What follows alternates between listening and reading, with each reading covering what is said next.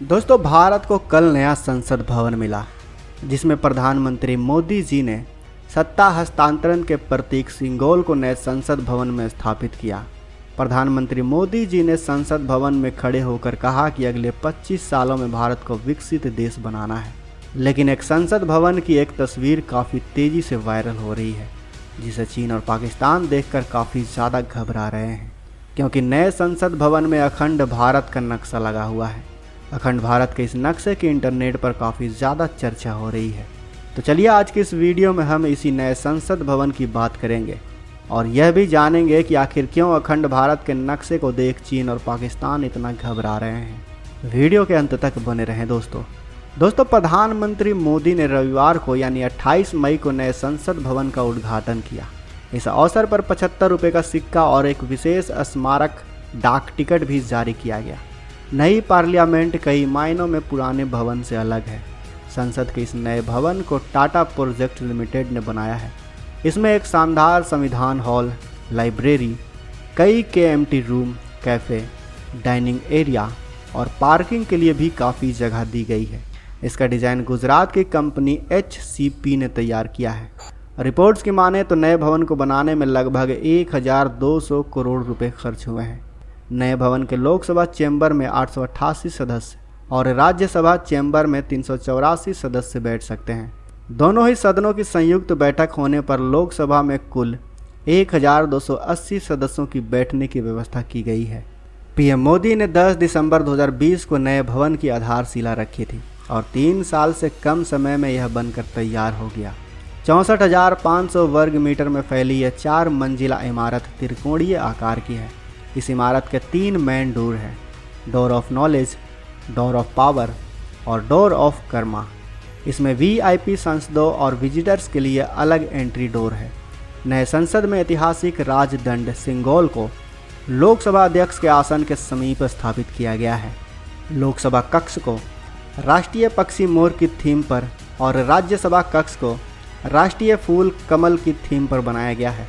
संसद के नए और पुराने भवन की तुलना करें तो पुराना संसद भवन करीब 6 साल के वक्त में 1927 में बनकर तैयार हुआ था, जबकि नया भवन 3 साल से कम वक्त में तैयार कर लिया गया है। पुराने भवन को करंट रिक्वायरमेंट्स के लिए अपर्याप्त पाया गया था। बैठने की व्यवस्था भी ठीक नहीं थी, इसीलिए नए भवन का निर्माण किया गया। 566 मीटर व्यास में बने पुराने भवन में लोकसभा में 550 और राज्यसभा में 250 सदस्यों की क्षमता है। नए संसद भवन के निर्माण के दौरान वायु और ध्वनि प्रदूषण पर रोकथाम के लिए कई कदम उठाए गए। आपको बता दें कि इसमें सभी सांसदों के लिए अलग अलग दफ्तर होगा। उनके कार्यालय को पेपरलेस ऑफिस बनाने के लिए नई डिजिटल इंटरफेस तैयार किया गया है। साथ ही इसमें 6 गेट और सार्वजनिक वाले रास्तों में देश के अलग अलग हिस्सों की मूर्तियाँ और आर्ट वर्क होंगे। यहाँ देश में पूजे जाने वाले जानवरों की झलकियाँ भी दिखाई जाएगी। इनमें गरुड़, गज, अश्व और मगर शामिल है।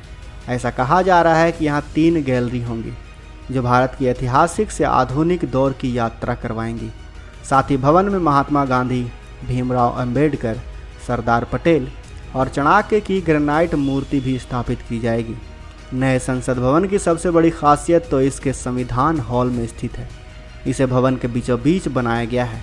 इसके ऊपर अशोक स्तंभ लगाया गया है। ऐसा कहा जा रहा है कि इस हॉल में संविधान की कॉपी रखी जाएगी। यही नहीं, महात्मा गांधी, जवाहरलाल नेहरू, सुभाष चंद्र बोस जैसे महान देश के प्रधानमंत्रियों को भी एक बड़ी तस्वीर को यहाँ लगाया जाएगा। चलिए अब आपको बताते हैं कि ये कितना सुरक्षित होगा। तो इस नए संसद भवन में थर्मल इमेजिंग सिस्टम और फेस रिकग्निशन सिस्टम वाले कैमरे लगाए गए हैं। इनकी मदद से संदिग्ध गतिविधियों को रोकने में मदद मिलेगी। साथ ही अपडेट CCTV सिस्टम जो 360 डिग्री पर काम करता है। खास बात है कि अगर कोई व्यक्ति कैमरे के घूमने की विपरीत दिशा से संसद भवन परिसर में घुसने की कोशिश करता है तो भी वो पकड़ा जाएगा। सूत्रों का कहना है कि कोई भी हैकर यहाँ के उपकरणों में सेंध नहीं लगा सकता। नए संसद भवन को फुल प्रूफ साइबर सिस्टम से लैस किया गया है। जिन विशेषज्ञों ने इस सिस्टम को तैयार किया है उन्होंने इसे state of art cyber security का नाम दिया है। लेकिन चलिए अब आपको बताते हैं कि इस नए संसद भवन में लगे अखंड भारत के नक्शे को देखकर चीन और पाकिस्तान इतना क्यों परेशान है। तो जैसा कि आपको पता होगा कि कुछ सालों से कहा जा रहा है कि भारत जल्द ही पाकिस्तान से अपना पीओके और चीन से अक्साई चीन को वापस लेने वाला है। हाल ही में भारतीय सेना के चीफ ने भी मीडिया में खुले तौर पर कहा था कि वो अब पाकिस्तान से पीओके वापस लेने के लिए तैयार हैं। उन्हें तो बस अब सरकार के इशारे का इंतज़ार है। जैसे ही हमें भारत सरकार आदेश देगी वैसे ही हम पीओके को वापस लेने के लिए पाकिस्तान पर अपनी पूरी ताकत से हमला कर देंगे। साथ ही हाल ही में भारत सरकार ने अक्साई चीन के पास अपने घातक से घातक हथियारों को भी तैनात कर दिया है और ऐसे में अखंड भारत का ये नक्शा इसी ओर इशारा कर रहा है कि भारत अपनी ज़मीन को वापस लेने के लिए जल्द से जल्द कोई बड़ी कार्रवाई करने वाला है। वैसे दोस्तों, आपको क्या लगता है, क्या अखंड भारत का सपना कभी पूरा हो पाएगा? क्या लगता है आपको? हमें अपने विचार कमेंट बॉक्स में अवश्य बताएं। साथ ही वीडियो अच्छा तो वीडियो को लाइक करें, अपने दोस्तों के साथ शेयर करें और अगर आपने अभी तक इस चैनल को सब्सक्राइब नहीं किया है तो इस चैनल को भी सब्सक्राइब कर लें। साथ ही बगल में जो बेल आइकन का बटन है उस पर ऑल पर भी क्लिक कर लें ताकि हमारी आने वाली वीडियो को आप मिस ना कर सकें। मिलते हैं अगले वीडियो में। जय हिंद।